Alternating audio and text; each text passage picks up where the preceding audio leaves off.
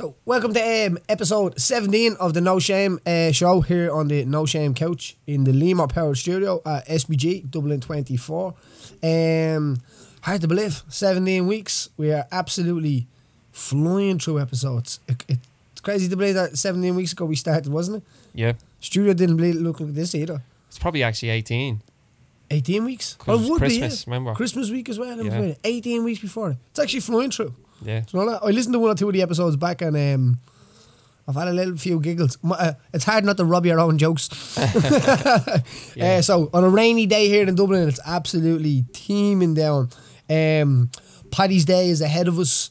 So of course the rain has to come for Paddy's Day. I don't think there was one time that Paddy's Day it didn't rain. I know when I was a kid we used to stand in Tala Village Parade. You'd be smelling the salt and vinegar chips across the way and it would of course be raining. Paddy's Day always fell on a Wednesday for some reason. And my mum didn't get paid till a Friday or a Thursday, I think it was. So Paddy's Day used to be always grim. But do you know what's supposed to be snow this week for Paddy's Day? So hopefully not. The beast from the east is supposed to return. Part 2. Yeah, he's supposed to return from the west. Hopefully it's a terrible low budget sequel. Yeah, low It isn't budget. anything like the first one. Definitely. So we'll have to get Owen Colgan down there to fight off the beast from the east because he's from the west. To keep it at bay. So the weekend. So on the weekend, we had an absolute mental weekend. I'll start from the start. So on Thursday, I taught the kids from 4 to 6, and then I taught the teens from 7. The older class from 7 to 8. Then I flew to London. From London, I got there about 1 o'clock in the morning. I was flown to London for the BAME. I got there about 1 o'clock in the morning. Had a lovely sleep in some fresh sheets in a hotel over there. It was only a Holiday Inn. It was only 3-star. Got there 12 o'clock in the morning. Had a production meeting. So all day long, met with Andy Sledge. Met with David Hay. Got the idea of what we were going to do that night on the BAME show, presenting it. What fights there was on that as well. One that stood out for me, there was Rhys McKee versus Tim Barnett for the belt on that show. If you haven't seen it, try check it out. Incredible fight. Rhys McKee was really, really slick. So smooth. And such a pleasure to watch smooth martial arts like that. Fabian Edwards as well kind of had the same kind of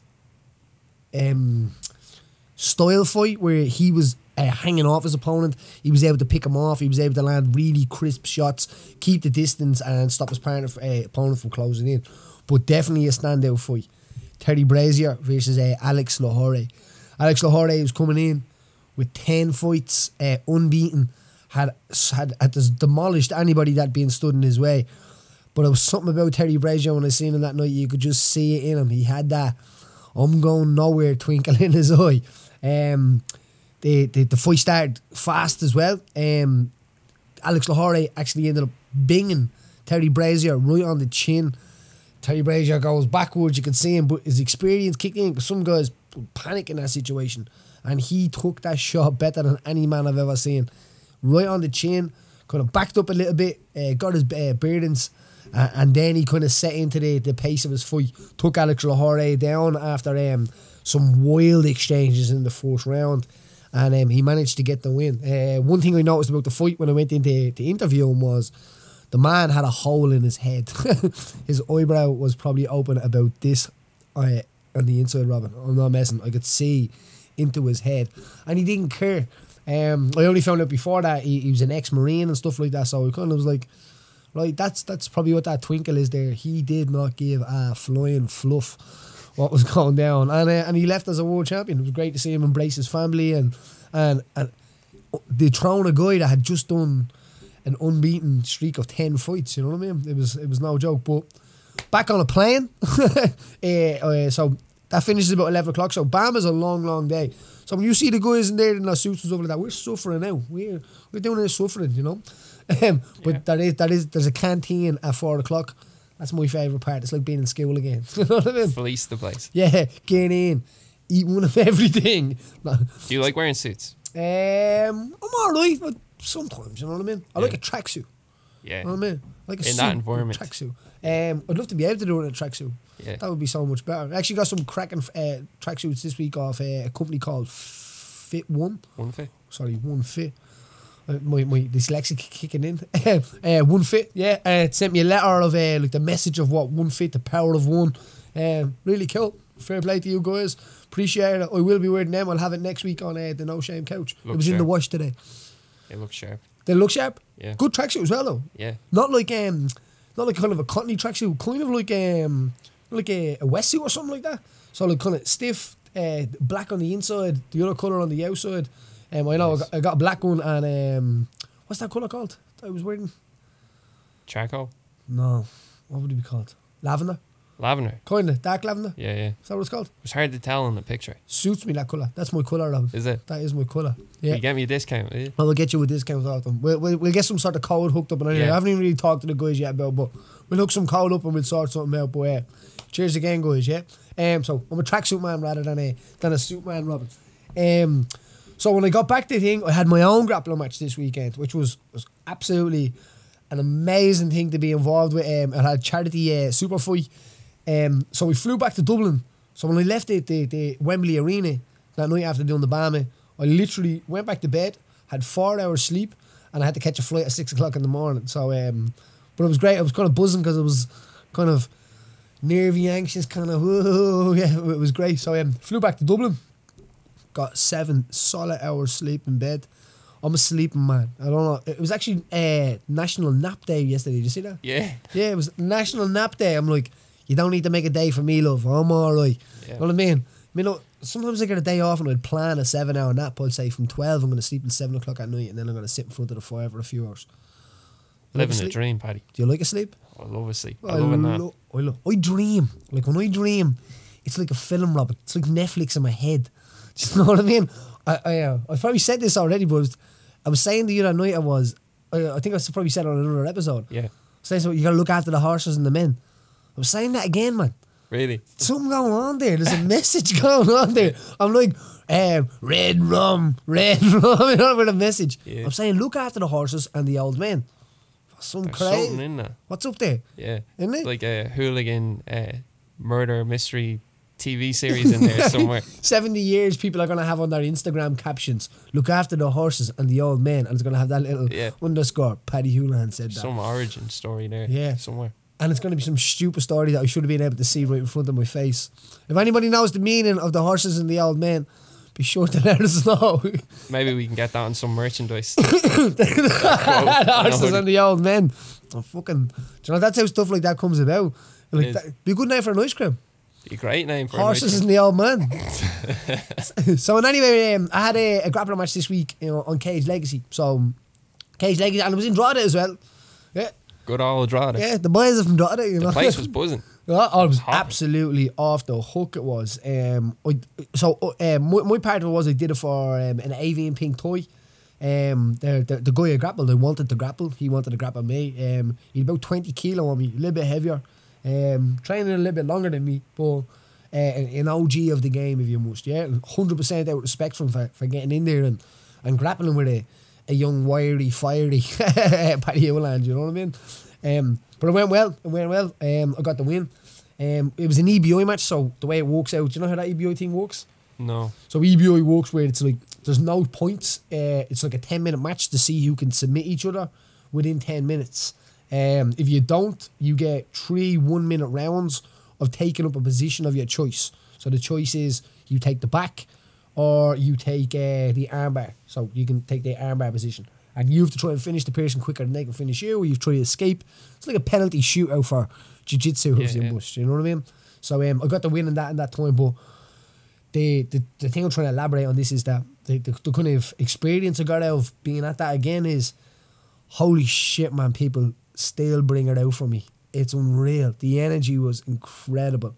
If I'd be lying if I said I wasn't nervous. Yeah. Yeah, I got that little feel, which is good. I think if you're in the dressing room, and especially for younger fighters, I wanted to make sure that I get this point across that it's all right. It's all right to have that feeling. It's actually good to have that feeling. I'd be more nervous if I didn't have that feeling. So I won't say it's scared, you know what I mean? But it's nerves. It's excitement. It's unsurety. It's everything. It's anxious. It's a little bit of everything mixed together, and it makes this incredible cocktail of a drug that makes you sharp. If you see people like that, that's probably what it is.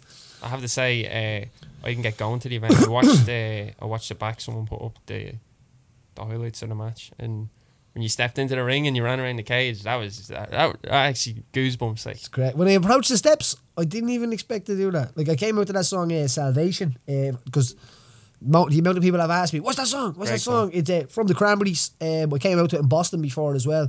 Cracking song. But be careful of it. Treat it like pre-workout. It's that type of song. If you're going to bed at night, don't stick on Salvation. You'll be like... rocket fuel.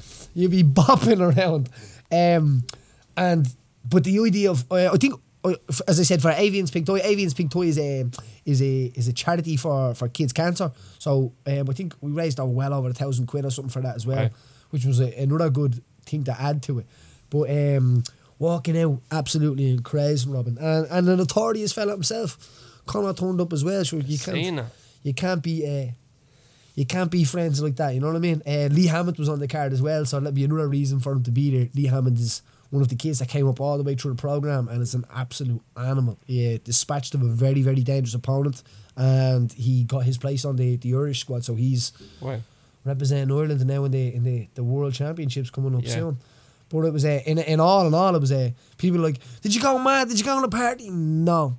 I went home and I did what I always do. I had a cup of tea, played with the dogs, and I went to bed. That's what I did after it. Yeah. And I slept like a baby. It was good to have it's a big weight off. It was a big thing off. But I'm looking forward. I'm gonna compete a little bit more. I'm gonna get that feeling a little bit more. Definitely. I think it makes you better as a person and as a coach. And it was actually nice to be able to compete where it didn't involve like a large amount of money and a large amount media and a large amount of stuff like that. It was great. Like, if you actually look, I don't even think we advertised that I was competing once. No way. Didn't advertise once that I was competing. And like, we got 50 tickets, I think it was. And a big shout out to Cage Legacy as well, because Cage Legacy as a show in Ireland is probably one of the only shows now that's kind of bopping around and structurally letting amateurs have fights and pros having fights. And they gave me 50 tickets to put off to the charity. So we had 50 tickets here, Robin, for about 20 minutes. Every single one of them was gone, you know, literally. If I could get back fighting, I'd be a millionaire in a few days. So yeah. It was good though. It was good. Did you always know you had that hunger inside you still, or were you? Yeah, and I was born with that. I think you're born with that, you know. Just the idea of to compete is in you, you know. Because if you get tired, I think you'll go and you'll go the other way. Competing is, I want to win when I'm in there. That's for sure. I'm not a highly competitive person regarding the outside. I just mosey along, but when it's put to that situation, it's put to the time, it's I want to win. It reminded me of the older days of MMA. You know, the crowd was very intense, like, and I think that's nice as well. An intense crowd. It's like small little room. That's what someone said to me. It's like, from where you came, you shall return. I'm like, don't start all that holy stuff with me. You know, like they were saying, like, so no matter where you came from, this and I know you're back, but it's like, and people were like, your fight the weekend. It was like, it's not a fight, it's a match. Yeah. Because jiu-jitsu gets called a fight sometimes, and it really, really bugs me. So it's a match. Fighting, I've done both. And I'm telling you now, jiu-jitsu does not feel like fighting. Fighting is a little bit more anxious. You're going to get hit. It's scary. But as I said, I'll touch on it again. For anyone coming up, any of the youth coming up, is having that feeling is perfect. If you're in the dressing room and you're like, whoa, and you're scratchy around, and that's perfect. That's a good sauce to be working with. If you're the guy that's moseying around, like, I know this, I know that, but then in the back of your head, you're secretly going, oh shit, you need to address that. You need to go back to the gym and make sure that you are yourself there, that you're comfortable enough to be able to express how you're feeling without obviously going too far. Some people can be like, help me in the dressing room, and it's like, it's too far now, it's too far. You're just going to have to get in. You're going to get out there and you're going to fight. And that's it. And you got to push yourself in, you know. Your legs go, your stomach starts messing with you, all of that. It was good to buzz off them chemicals again. Do you know what was great to do? It was great to be in a dressing room as well, where I was actually warming up to do something, you know, and then actually watching guys like Like I was on, as I said, watching Lee Hammond and stuff like that warm up and seeing his intensity come in again and all. It's great. It's great to see them guys going. It's one of the good. I think the next one I'm going to compete in is I think there's a Masters thing in Barcelona, so we need to get a holiday soon. So as well, so I'm going to go out there and have a little go at that and see what goes down, Robin. You know. Yeah. It'll be a bit warmer over there anyway. Hopefully, sun cream. So what did you get up to the weekend? Did you do well? Yeah, actually, I was up in Donegal. Just went up with a few lads. Ever been? Yes, I have been in Donegal. Have you know? What part of Donegal be in? Bundoran. Bundoran is not too bad. Have you got? I was in Bundoran. Or I was in it. I think we should cut Donegal off the country. Sorry, thought of Donegal. Not Donegal as much, but the islands out there. Have you ever been out there? No. Man, I'm telling you now. Like, this is Ireland and it's crazy, but there's a little group living off the island of Ireland and it's still Barbanchia. What would that be called? Where? Barbaric, but a different word. Barbanchia, would it be? No. I fucked up on a word like this. Babylon? No. No. Barbanchia or something like that. Barbanchia. Island. It's an island. I'll tell you anyway, an island. But it's a bit crazy. It's a bit of a crazy spot. Me and a few of my mates, like, before, get back to your story after this, but I'll tell you a story real quick right before it. Well, I won't even say real quick, it's going to take a while. But there's a story about, two of my mates would be sitting at home saying, like, don't fucking tell that story. I think I was only about, we would have been 17 at the time. And there was a few girls out of our class. I was driving this car at the time, an Astra, and it was like, it was a dream car for the youth of the day. Now, I wouldn't drive it now, but back in the day, it was a dream car. It had everything. I had Go Faster stripes and tinted windows. I had it all, Robin, right? And one of my good mates, Adam and Robin, and I'm still good mates with them. A few of the girls were going up to the Gaeltacht area up there. So it was the island of Ardenmore, right? And this car, I'm not messing. The car, I have to explain the car because there's a big part of the car in the story. The car had like a custom body kit on it. I had like 18-inch rims, spoilers. I had custom paint fleck on it. I had an Evo bonnet. Like, it was everything that you'd want at that age. Yeah, not this age, but that age. And so we said, "Fuck it, we'll go." Yeah, the girls were going up. They knew lads that they'd met at the Gaeltacht up there, and we had these 3 wild Dublin lads. Fuck it, we'll go along with them, right? Not knowing that the boys didn't like us as much as we liked them, right? So we got in the car, we drove to Donegal. You have to go to Dunglow and then you have to get a boat out. But I mean, there was a moment in this and we still talk about it. We are listening to Islands Calling. So you're like, shoo, and we are coming across the Donegal mountains. And I'm not messing, Rob. We all looked at each other like, this is fucking brilliant. This is it was a perfect idea, right? The reason why we remember that is because someone had to go to the toilet and had to wipe their arse with socks and all. It was best part of a story, I'm telling you, and start of a trip ever. The sun was hitting in, we were coming across the Donegal mountains, the song was blaring, and we just fucking knew it was going to be epic, Robin, right? So we got to Dunglow, and you have to get a ferry out, right? So you drive your car onto a ferry, and I'm like, fucking great, we're going out onto an island, this is going to be brilliant.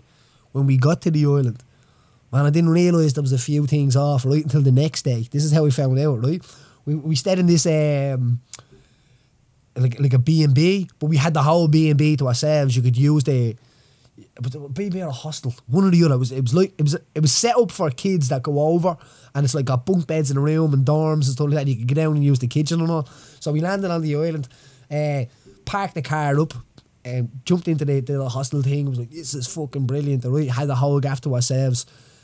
The next day, I drives down to the shop, right? Because we didn't go out that night because it was still late when we got there. The next day, we drove down to the shop, right? This little young fella drives up to pulls a car up to the shop, right? And I'm not messing. It's about 9 o'clock in the morning, 10 o'clock in the morning.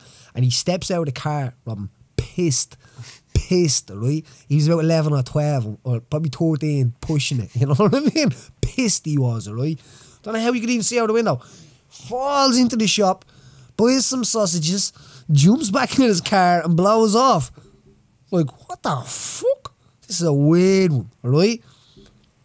Goes back to the gaff like, but he's a bit weird here out here, you know what I mean? And So then we ended up meeting this guy, right? We bumped into the girls there, we did then, right? Ellen and all, like, and none of us were with the girls or anything like that. We had just really good mates from school, and the girls were going up to see boys and stuff like that up there. So I knew there was something weird on that first day, right?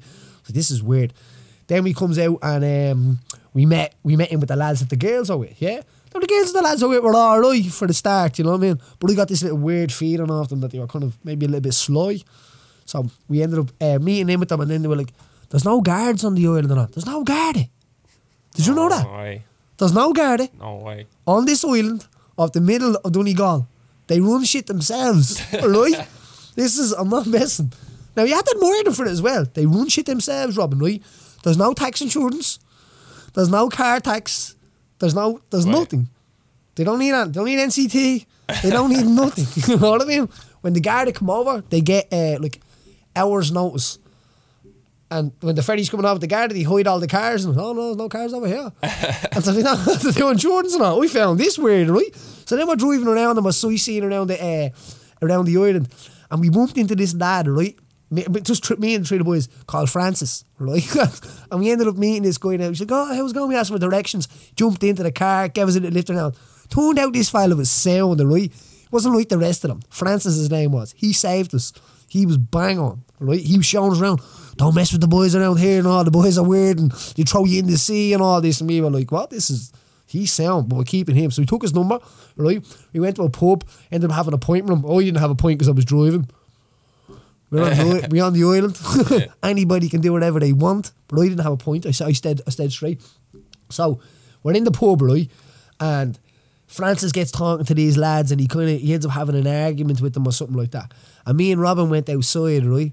And we took a lend of Francis's car. Francis had his car parked in the car park, right? Driving down this road, coming along like a mountain away. Francis is in the bar with Adam, having a pint.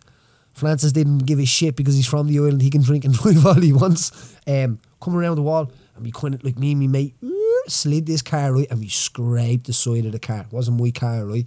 So I said, fuck it. So we parked the back, right? Now, Francis, if you're listening to this, fucking sorry, mate. So we ended up going closer to so parked the car back in the yoke, and then we drove back to the apartment in my car, which is the Astra. So we said to Francis, we're gonna have a sleep, Francis, and stuff like that. So drop back to us later on. And that's why we just met this lad, but he was sound, so we were like, yeah, he's one of us. So he goes off, and we ended up having a sleep. Francis comes back in about 2 hours later, right? And he'd only picked his car up then from the pub, and he's like, lads, you wouldn't fucking believe it. I'm like, what? He's like, some fuckers had to break in me window with an ashtray, right? Out of the pub. So he was having a little argument with guys in the pub, and he must have came out and broke his ashtray, or broke an ashtray off the window, right? No way. So we're like, all right. Robin sits bolt upright in the bed. Yeah. I think they crashed the side of it into a wall as well. And do you know what the other turns around and says? I noticed that. They must have did that as well. You know what I mean? Robin were like, but they're taking half of the wing off coming around the corner, right? So the boys find out that there's a few dubs on the island. Let's open the nightclub. There's no nightclub. It's a hall, right, on the back of a pub, and there's no age, there's no bouncers, there's no nothing. If you're going out to Ardenmore, don't bring ID, don't bring a hand, right? So fast forward the story real quick. So I went to the nightclub. It was fucking mental. I mean mental. There was like 14-year-olds. It was like, there was outfits. It was the back of a pub. There was no holds barred. There was no bouncers. The DJ was playing songs 3 times in a row if you wanted it. If it was Maniac, he'd say, fucking buy 3.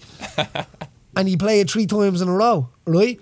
We were at the main fishing that day as well, down at a pier. So we knew there was this pier. This is important for the story as well, at the back of the island. So this little dingy pier at the back of it, nothing really going down. Before we went to the nightclub that night, I'm driving around, boom, the engine or something goes in my car, blows a clutch or something, right? And the car gets stuck, right, on a pier. So I had to park it away from the place where we were. The boys open up a nightclub. Like, that's weird. These are generally very nice. Brings us all up to a nightclub. While I'm in the fucking nightclub with me mates, the boys are taking all the parts on my car down at the pier. This is when they turned into ants, right? It was like gremlins or something, 12 o'clock at night. Turned, and these boys turned on us like that, right? My car's down at the pier, we're up at a nightclub. Wrecking it. Mad place going on. Play that song one more time. That was it. One more time. Me mate Robin, right? He's going around. Yeah. Did you ever see the field, obviously? Yeah. There's some girl going around and he ends up getting glassed, right? He ends up getting hit with a glass by some girl. No way. Turns around, some girl going, will you dance with me? Will you dance with me? Will you dance with me? Dance to all our mates and all. And me mate Robin hears it and he's like, this is my time. And he's wild, right? Red hair, wild. Mad joke. Always gets us into trouble. And he's walking by this conversation and he's like, and he goes with the other one, dance with ya? I'll fucking dance with ya. The bull will dance with ya. Right? The woman just hits him with a glass out of nowhere. Goes from 0 to glass, right? And then I'm like, what the fuck? He comes over. He's a little bit of blood trickling out of him. What happened there? He's like, I said, look, I'll fucking dance with you. You know, look out the field. She just glassed me. She didn't say anything else. So we ended up going outside. Then one of the boys that was with us ended up... Francis came that night. I want to see Francis that night. The boys were... Right? If this is it, right? Francis was pissed by this time. Francis standing there. There's a bar here. Francis goes like this. Falls asleep on the bar, standing up, right? Well, this is all going on, right? Craziness going on. Francis is asleep on the bar like this. Right? Elbows up. Francis, we're going. Are you ready? Wakes up. Takes his keys out of his pocket. He's going to walk out of this nightclub and I'm not messing. He is pissed. I don't know how he's not going to drive into the Irish Sea. We're on an island here. So, this is where shit kicked off. We drives down and what do I see? My lovely, beautiful Betsy car with another part on it. Oh my God. They took the mirrors off it. They took all the bumpers. They took the wheels. They took the bonnet. They cleared it. They broke off the wipers. They had all of the body kit taken off the car, right? And they didn't even take it off nicely. They broke it off. There was bits of the bumper just left on it, you know what I mean? And I flipped. I freaked. Like, so there's like a little chipper and I'm down there at a pier and there's people flooding down nightclubs and all. And everybody knew. Everybody knew. There was guys coming up to me talking about like, your car got stripped in there. How do you know? You're up in the nightclub as well. They fucking set me up, right? So, clicked in my head. Where would I bring all the parts if I was robbing all the parts off the car? The pier around the back that we were fishing. So you could put it on a boat and you could drive off. So he says to Francis, give me the keys of your car. He's like, what? Give me the keys of your car. Gets his car. Flies off, right? Goes around. Back at the pier. What's over there? All your parts. All the parts in my car. The bumpers, the front bumper, the back bumper, the mirrors, right? So I ended up loading them all into Francis' cars on the roof, people holding them out the windows and all. And drove back by the pier, right? We did. And then, so we're out at the pier, and this is where it got scary, because we're out at the pier, so Robin said, I need chips, right? I'm like, we're going back to the B&B, I'm bringing all this stuff back to the B&B. We goes over to a chipper, and we're standing on a pier then. And then all of a sudden, about 6 or 7 blokes start walking towards us, right? And I'm like, this is weird. And we're on a pier, and already clicked to me, there's nothing else, like, there's nowhere to go but the Irish Sea now. No way. It's about 1 o'clock in the morning. That's scary. It's dark. The waves are hitting off the yoke, and these boys are walking towards us. And I'm saying to my mates, right, that's it. Like, this is. I was like, trying to. And I wouldn't say they're not fighters, but I'm trying to pluck them up. And this is it. If you're ever gonna fight, this is the time to do it. Right here, right now. Turns out the boys were a little bit like, did you get your parts back and all? I was like, yeah, fucking did get me parts. And we ended up having a little thing, and they were, oh no, it was nothing to do with me, and maybe it was something to do with such and such, and he passed the blame, and I was just freaked. Now, I mightn't have been them, Robin, but to me, everybody in Donegal robbed my car that day. So the next day, we went back to the B&B, and your woman, we're bringing all the parts back to try to get the car, because I had to get the car onto the ferry, push it onto a ferry, put all the parts on, try to get back to Dublin and get this yoke towed back and all. But I'm not messing, man. As a few school lads, that started before, how long did that been going? Hours there. A few school lads, like, to survive that situation, and we got back to Dublin, cost me 300 quid to get my car back. Oh my God. Never went back to that island again. I tried to get some, I think the guard or something got in touch with me. Do you know who did it? Like, do you know the man always does it? That's what they were saying. Oh, he always does it and all. Never seeing Francis again. Sometimes we talk about Francis, me and the boys, you know what I mean? What would Francis do if he was here? I mean, I only met him for like 2 days, but he was like, he was one of the island boys, you know what I mean? He was a special lad, he was. No way. Mad, man. We got back to Dublin and We all made a vow to never, ever, ever go to Donegal again. You know what I mean? Never going again. Especially fucking, sorry me language, too much. Don't go to the islands. There's no police on the islands. They have a sussed, the boys. They have a sussed. Yeah? Oh, my mate Robin, when he was there, a little, a PS of this story. He was up in like a, this fella's a little bit nuts, you know what I mean? He's up in like a scrapyard. They had a scrapyard on the island. So like, any cars that you need windows for and that, and you can go up there and get it. No, you don't need money or that. You just go into the scrapyard and take the window out yourself. That's how it works, alright? So my mate Robin went up. I shouldn't even say his name, he's probably going to jail for this now. But he set fire to a car right up there, right? Only a little small thing. And by the time we were leaving the island, there was a fire engine going back over to the island, you know. Mightn't have been related. There was a lot of smoke coming off the island. We might have deserved it as well. Who knows? But at that age, I didn't feel like I did deserve it. But we might have deserved it. Like going back now, if I had been an adult, I might say, you just fucking deserved that, you know what I mean? These little cocky dubs thinking he's own the place up here, you know? But yeah, we were had. Goody God had us. Way. That's a movie. The island is a movie, man. The Why? island is a movie. What a cool story. So you were in Donegal. Are you lucky none of that happened to you? Oh yeah. If you would have told me you were going to Donegal last week, I would have told you. You would have told me not to I go. would have told you not to go. Yeah, I think I'm never going to go to Donegal again after that. It's like hills have eyes up in that I think my story would be very much an anticlimax in relation to that. My story was every Irish weekend ever. Oh, was it? Pub, drinks. That That place was good crack. Breakfast the next morning home. I think the mainland is, but Yeah. you should go out for a trip. You know what I mean? But people say they're going to the island. I'm not going there. No, I'm going to the islands, man. That's like you have that now. That's in the can. That's recorded. You can sell that story to. The boys, when you say all that, I'm probably afraid now. There's going to be a clan of Aramora outside my house now. No, the island's grand now. It's grand. It's the Gael talk as well. So I think maybe it's during seasons or something like that. It's like the Gremlins or something. How old were you? I was probably only about 17. 17 wow. Or 18 I was. No, I was still in school and all. So you were still in school. But that was brilliant, Paddy. Even the composition of the whole story. You set it up at the start with the car, describing how... Oh, you've told that story 10 million times. You have it perfected. That's what I said. When someone says Donegal, I was like, have you got to... I got it perfected. I do. Yeah. Another part of that story. There's PS's in this story, right? We mate Adam. We'll add this in and then we'll go on to some news, right? We mate Adam, right? You needed a car. There was no bank machine on the island. And Adam brought no money, thinking that he's going to have a bank machine on the island. Do you think that was? So we had to get a boat back to Ireland to get a bank machine, right? Now, when he got back to Ireland, he had to rent his boat off this guy. And I was pretty sure the moral of this story is me and Robin were really sure that Adam was dead now, right? We're never going to see Adam again. Adam is dead, right? He went out on a boat, he did, right? And this was where all the weirdness was starting to happen as well. I was like, these boys had to click on us and had to kill an Adam. Right? He goes out, jumps in the car, goes to the bank machine, gets the money, jumps back in the boat, comes back to the island. Guess what he forgot in the car? Don't know. His wallet. Oh my God. His wallet. Adam always forgets his wallet. That's what Adam does. His wallet, his passport, he will lose it. Yeah? So he has to ring this fella that's like this, I mean, like, is going to bring him back out to the island or bring him back to Ireland on a boat. Right, I think it's actually Francie's uncle. Francis, the guy Francie that we sorted, his uncle sorted it for us. And his uncle's like, what do you mean you forgot it? He's like, fuck, and comes back around, grabs Adam on the boat. He's gone for about 2 hours.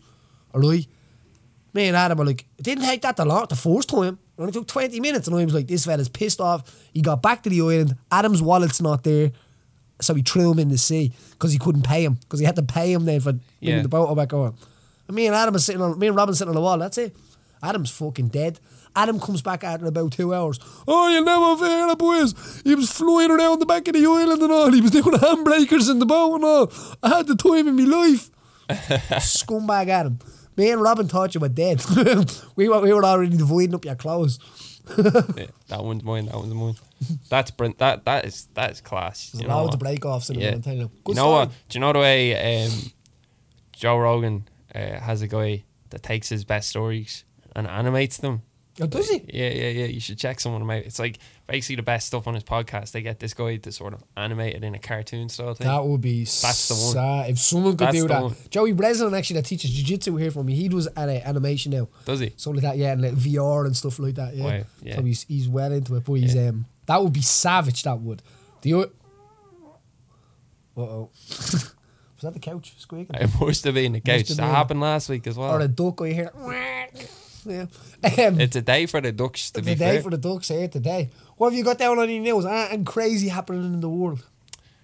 There is. Like, to be honest, it's not the most craziest of weeks we've had. I think it'd be good. You mentioned it at the start of your story, Ireland's call. All right. Obviously, Six Nations Ireland champions going into this weekend. But I thought the interesting thing to come from it was the fact that this is probably the most accomplished Irish side we've ever had. All right. So with one round to go, Ireland are champions. No one can catch them. That's never happened. Looked slick as well, haven't we? And that's never happened before. Some of the scores in the gameplay has been beautiful. Brilliant. But that said, the crowd on Saturday seemed a little bit flat. There was nearly like an expectancy there that we're going to do it. And I was thinking to myself, when has anyone ever expected an Irish side to go do it, to be champions, to be so sort of content with... To be the Brazil, like... Yeah, so we won the championship now, and we're number 2 in the world. We're going to go up to number 2 in the world. And if we don't get the Grand Slam next week, it's been a disappointing championship. All of a sudden, we're not underdogs anymore. It's good. And Ireland used to always have this dilemma of when they're underdogs, they can play anyone and they're up for it and all that. But when they're favourites, they always bottle. Yeah. And that seems to be gone. That's and the truth. It kind of reminded me of the whole Irish invasion with the MMA. Oh, right. How when you guys came up, you had this belief, like, which isn't common in Irish athletes at all. Like, up until that point, you don't see Irish athletes coming out. They're like, hopefully with a bit of luck. Like, all that, even that language, subconsciously, can't help you.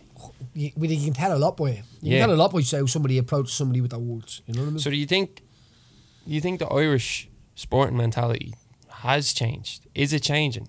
Are we getting more...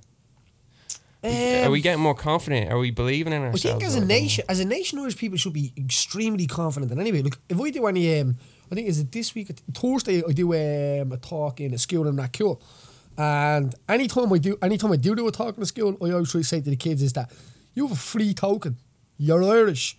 If you go anywhere else in the world, people will kind of gradually give you a free pass until you mess that up or you make a bad impression. Do you know what I'm saying? Everyone gets like, oh, he's Irish. And they're expecting you to be nice, which is a free pass, you know what I mean? So I think the Irish idea of we need to click into that in sports. We are a great nation. We're a strong nation as well. Like genetically, we're a strong, a long genetic stem, if you must. You know what I mean? Compared to some countries. So I think Irish people, if you believe in themselves, they're mighty. But it is unheard of. People don't. Not a lot of Irish people, sports people, as you said, will start off with that. Like I don't know about it, apart from Katie Taylor with the Olympics for gold medals. I don't think I've ever heard somebody saying I've never been sure of an athlete going to get a gold medal. No, other than Katie Taylor, you know what I mean, in the Olympics, and that's kind of a pet hate of mine is it's the most Irish phrase ever, but it's now I don't want you to get your hopes up. Oh, it's a mammy thing. That's a mammy. Oh, you can only do your best. And they only mean that well, but like, do you ever notice even when you don't get your hopes up and it doesn't go your way, you're still absolutely distraught. You're still good. You're even worse because you're like, I didn't get my hopes up, and this is still really, really shit. Like, imagine I had got my hopes up. Like that's what you're thinking. Yeah, at least we got my hopes up. I would have been like, fuck it, no regrets. Yeah, like, I dreamed the dream. There's so many Irish things like that are absolutely unreal, and it's subconscious, like wiring in your head. You know what I mean? Like I was on the other day, like I'd say Jesus, but it would never be religious. I don't know why I'd say that. Yeah. You see people blessing themselves when they go past a church in Ireland or an ambulance goes by us still, and it's like, I didn't think you were holy. I'd say to one of my mates, oh no, I'm not. I'm not. And he's like, blessing himself, you Just know. in case. Not even like, oh, bless myself. That's probably the wrong way to bless yourself. But Just in case. just in case. Yeah. Like, you're blessing yourself when an ambulance is going by. I'm like, there mightn't be anybody in it. Oh no, could be, you know, you never know. When you're with a bunch of cool people and no one else does that, and you're just sort of like,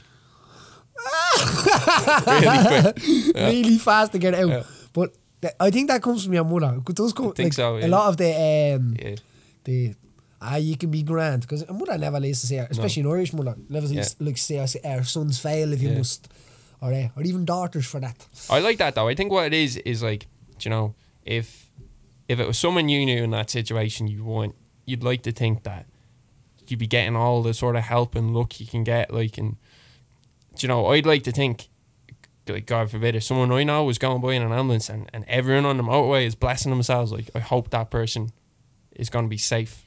I think there's good energy there towards them, you know. I do get what you mean. It's nice, yeah. Yeah, like, no, I get what you mean. I think it's more that than the whole, like... I like the energy thing what you're saying there. That is a good thing, because if it's your natural instinct to kind of give compassion to somebody that's sick or in a way, but like, I don't understand the idea of like the church and stuff like that. Like my view would be like any group. I don't want to associate myself with any group.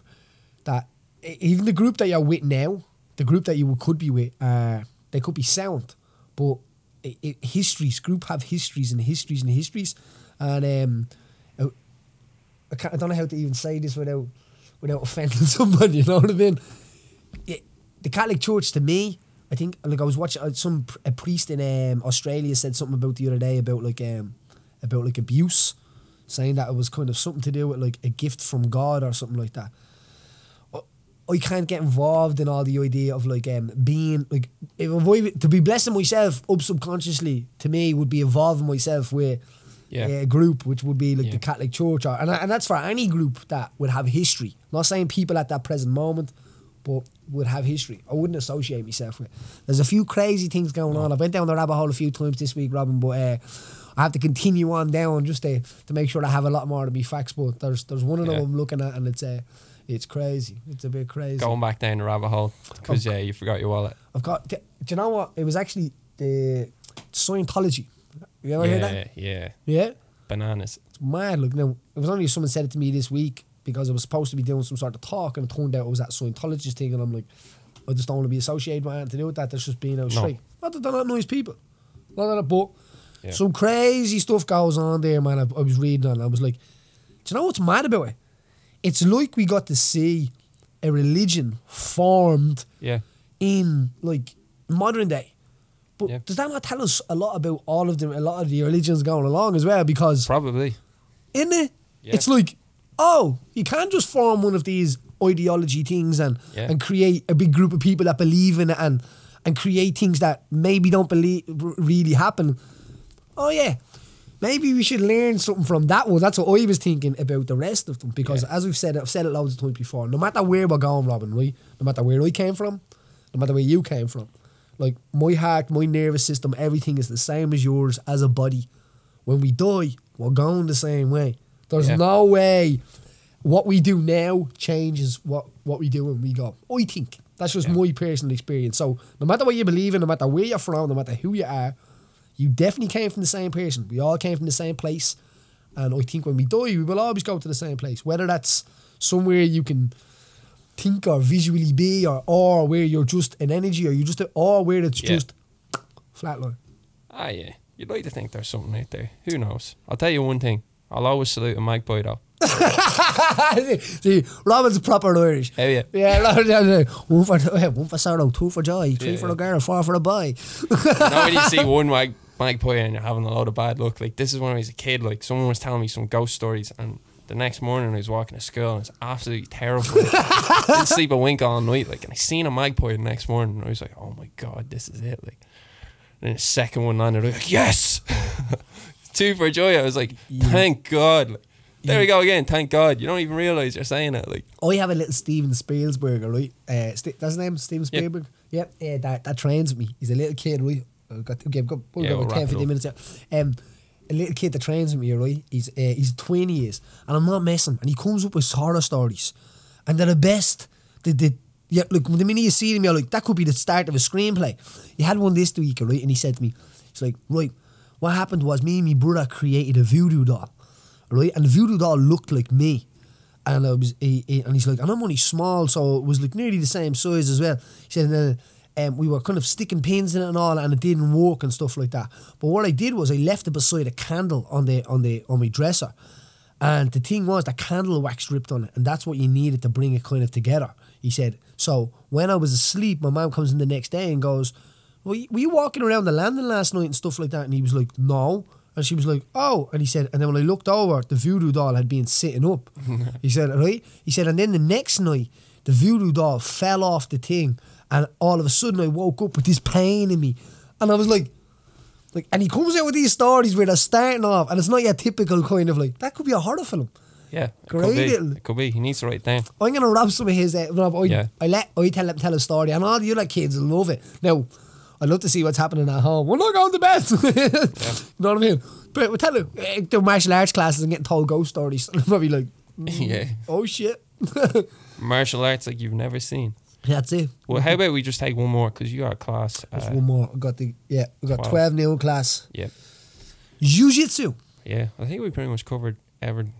We can take one general, or you can keep it on MMA. Want to go general? Nah, I think we'll go general. I like a general. Yeah. Everyone does the MMA one, so. Yeah, that's true. That was the cup. It's only because you have a headphone over there that you can. Yeah, we can hear everything. We can't fart over here or Robin. Old Colgan last week, I thought that didn't come across too late on the mic. I think he got away with it. Yeah? Yeah, I remember on the couch last week, he slipped one out. He's a good man, and he's gassy. The amount of messages I got back off people. The amount of people, and do you know what? Fair play to everybody out there. You know, if you're sharing it on your story and you're saying, well, see it. We get to see it. And I'm at home, I'm not just like, oh, deadly, look at that. You know, it's great to see people kind of getting involved in it and enjoying it. Still some people even saying, oh shit, I haven't discovered this app yet, or I haven't discovered the Limor app, or I haven't discovered the No Shame podcast. And it's a bit of crack. Some people come back to me about ones that we've did a long time ago where he's gone back in there. Yeah. And they've been like, I never knew that. And I'm answering questions about like, that wasn't on last week. Do you know what I mean? But it's good, so keep them coming, people. I find what's happening now with the downloads, we're getting nearly as much downloads now on older episodes as we are on current episodes. So so people will listen to the latest episode, and then you might go back listen to the other ones, like Netflix. Yeah, if you see something you like. There's some crackers there, though. Yeah, it really is. So we'll finish up on this. Richard Branson was talking about it this week. He's invested, himself and Bill Gates have invested in clean meat. Have you ever heard that? Clean meat? Yeah. So it's basically meat that's generated through stem cells. So and it tastes just like normal meat. So they're saying like in the next few years that they probably won't need to slaughter animals anymore, because they'll just be able to produce meat without that part. That's good. How does that work? Yeah, I don't know. So is it a breeding thing that the meat comes from, or is it like a? They've invested 17 million into it. Like Memphis Meats is the company they invested in, and so not much for them, to be honest. They've already produced beef, chicken, and duck directly from stem cells without the need to breed. But like, I wonder, I'd like to see. Yeah, but like, what is that? Like, is it like a little sack of breeding stuff that you? Who knows? But I suppose like if you look into a slaughterhouse, that's like that's just as bad as whatever. I think if you're into eating meat, then don't look at it. Yeah, I think now, and it's like, yeah, but you have to look at it because look at what you're doing. It's like, I don't know what to. When I think about it, it's bad, like, and all, and like I do see like an animal, and like I feel like we're friends for a brief moment in time. But at the end of the day, if someone puts a steak on my plate, it's like, sorry cow, I'm going to eat you. Like, no, but that is mad, isn't it? Imagine being a cow in a field and someone coming over and rubbing you in the head, and having the thought in your head. It's like, that fucker eat me. Yeah, like I'd hate to meet somebody in the street thinking that they would eat you. Like, but imagine a cow was in our shoes. He would probably eat us. Well, maybe not a cow because they eat grass, but no, but I know what you mean. Yeah, I do know what you mean. It's nature. Like, that's actually a good argument. You know what I mean? Would a cow eat you if he had the choice? Probably would if he could. He doesn't know what he's missing out on. That's it. Great little thing is, Do you ever hear, if you're mad at the world, or if you think the world is unfair, or if you're mad at the world for being unfair to you, that's like being angry at a lion for eating you because you didn't eat him. Yeah. That's a brilliant saying, isn't That's it? true. I think we leave her on that one. I think so. Episode 17. 17 of No Shame. Absolute pleasure. Have you listening again. Make sure you check out the Limor app. Download it on the App Store. Add Paddy Holohan. Add all the other things and start making it grow as well. Yeah? Share it. Subscribe. Thanks very much for listening. Catch you soon.